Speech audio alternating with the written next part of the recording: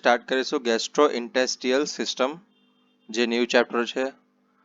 કોઈ બી ડાઉટ પડે તો પૂછી લેજો, મેસેજ નાખીને હું સમજાવી દઈશ. ટુડેઝ પોઈન્ટ ટુ કવર એટલે કે આજના દિવસમાં આપણે પોઈન્ટ્સ કવર કરીશું. કયા કયા પોઈન્ટ્સ છે આપણે જોઈએ. પહેલું છે જીઆઈ કેનલ, એટલે કે પાર્ટ છે એક આપણા ગેસ્ટ્રો ઇન્ટેસ્ટિયલ સિસ્ટમનો, કે જેનું નામ છે જીઆઈ કેનલ, જેમાં પાર્ટ્સ આવશે.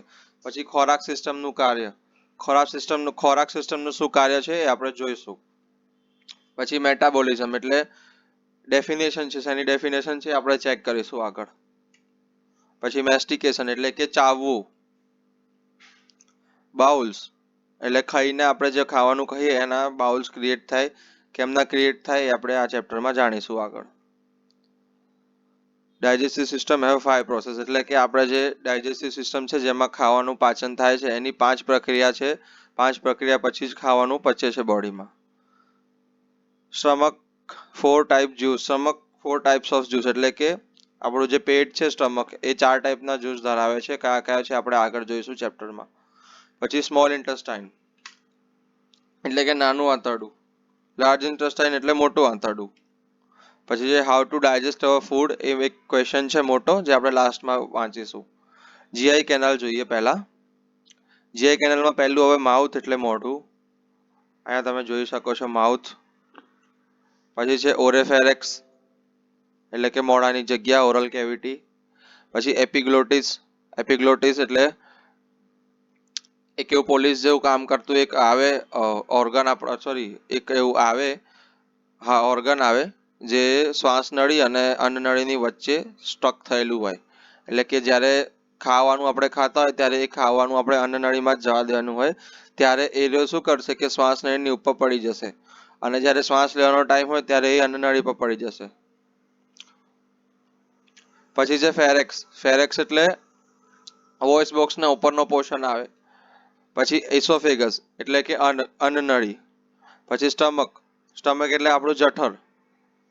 સ્મોલ ઇન્ટેસ્ટાઇન એટલે નાનું આંતરડું. પછી લાર્જ ઇન્ટેસ્ટાઇન એટલે મોટું આંતરડું. રેક્ટમ એટલે કે જ્યાંથી આપણે સ્ટૂલ પાસ કરીએ એ વાળી જગ્યા. પછી એનસ એટલે કે ત્યાંથી સ્ટૂલ નીકળે એ જગ્યા. સેકન્ડ પાર્ટ લઈશું આપણે, ખોરાક સિસ્ટમનું કાર્ય. ખોરાકને ડાયજેસ્ટ કરવું અને વેસ્ટ સબસ્ટન્સને બોડીની બહાર નીકાળવાનું કાર્ય કરે છે. એટલે કે આપણે જે ખોરાક ખાઈએ છીએ એ ડાયજેસ્ટ કરવાનું કામ કરે છે, તેમાંથી પ્રોટીન્સ ને એ બધું આખી બોડીમાં રૂપાંતર કરવાનું કામ કરે છે. પછી જે વેસ્ટ સબસ્ટન્સ છે, જે કચરો છે, એ સ્ટૂલ તરીકે બોડીની બહાર આપણે નીકાળવામાં આવે છે ખોરાક સિસ્ટમ દ્વારા. Breakdown food and eliminate waste substance, જે હમણાં મેં તમને ગુજરાતીમાં સમજાવ્યું એની જે ઇંગ્લિશમાં ડેફિનેશન છે. પછી આવે છે મેટાબોલિઝમ એટલે કે લીધેલા ખોરાકને બોડીમાં લઈ જઈને તેને એનર્જીમાં રૂપાંતર કરવું. એટલે કે આપણે આખો દિવસ કંઈ ના ખાઈએ તો આપણે લો ફીલ કરીએ, એટલે કે સુસ્તી લાગે, કામ કરવાનું મન ના થાય, ભૂખ લાગી હોય ત્યારે આપણે લો પડી જઈએ. અને કઈ બી હેલ્ધી વસ્તુ ખાય પછી આપણને થોડી એનર્જી લાગશે, કામ કરવામાં સારું લાગશે. એટલે બેઝિકલી આપણે જે ખોરાક ખાઈએ છીએ એને શું કરે છે ડાયજેસ્ટિવ સિસ્ટમ, એ મેટાબોલિઝમમાં કન્વર્ટ કરે છે, એટલે કે એનર્જીમાં રૂપાંતર કરી દે છે એ બધું. ઓકે. પછી મેસ્ટિકેશન, ખોરાકને ચાવવું, તેને નાના નાના પાર્ટ્સમાં વિભાજન કરવું. એટલે કે આપણે જે બી ખાઈએ એ મોટા ને મોટા ટુકડા તો અંદર ના જતા રહે, એને ચાવીને નાના નાના થાય. પછી એ નાના નાના થઈને પછી બોડીની અંદર જાય છે એના દ્વારા, ઇસોફેગસના દ્વારા. Bowls એટલે કે after food is chewing and mixed with saliva and ready to enter in esophagus, it's called bowls. એટલે કે આપણે જે બી વસ્તુ ચાવીએ તો એ નાના નાના બાઉલ્સ અને ક્રિએટ થાય જ્યારે આપણે શું કહેવાય અન્ન નળીમાં જ્યારે જાય ઇસોફેગસમાં, ત્યારે એ નાના નાના બાઉલ્સ એના ક્રિએટ થાય ને પછી એ આગળ જાય. અહીંયા તમે જોઈ શકો છો આ ડ્રોઈંગમાં. હવે આપણે જોઈશું ડાયજેસ્ટિવ સિસ્ટમ હેવ 5 પ્રોસેસ. આખી ડાયજેસ્ટિવ સિસ્ટમની 5 પ્રોસેસ છે. એમાંથી પહેલી પ્રોસેસ કહેવાય છે આપણે ઇન્જેક્શન એટલે કે taking food into the mouth, એટલે કે ખોરાકને માઉથમાં એન્ટર કરવું. આપણે જે કોળીઓ મોઢામાં મૂકીએ ને એ વાળી પ્રોસેસ. પછી બીજી પ્રોસેસ છે પેરિસ્ટાલિસિસ એટલે કે ફિઝિકલ મૂવમેન્ટ અલોંગ અ ટ્રેક, એટલે કે આ પ્રોસેસ ઇસોફેગસથી લઈને રેક્ટમ સુધી ચાલતી હોય છે. આ પ્રોસેસના કારણે ખોરાક ડાયજેસ્ટિવ કેનલમાં ફરી જાય છે.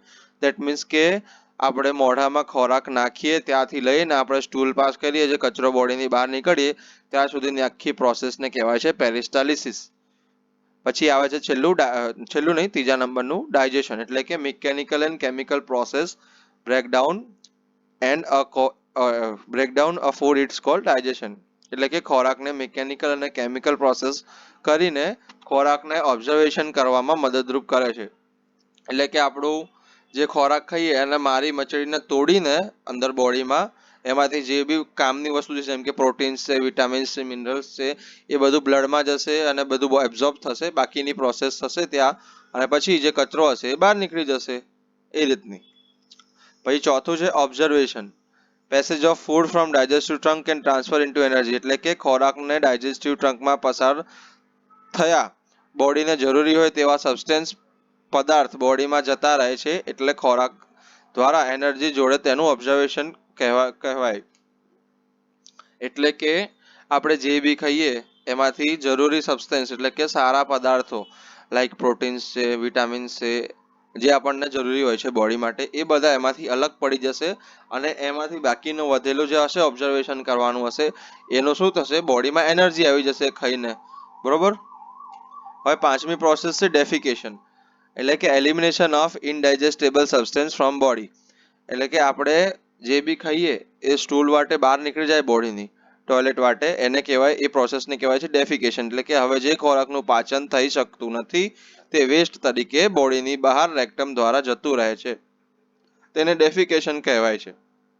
ક્લિયર? આજના માટે આટલું જ, આજના લેક્ચર માટે. બાકીનું આપણે નેક્સ્ટ લેક્ચરમાં કરીશું. કોઈ બી ક્વેરી હોય તો તમે મને પૂછી શકો છો વોટ્સઅપ પર.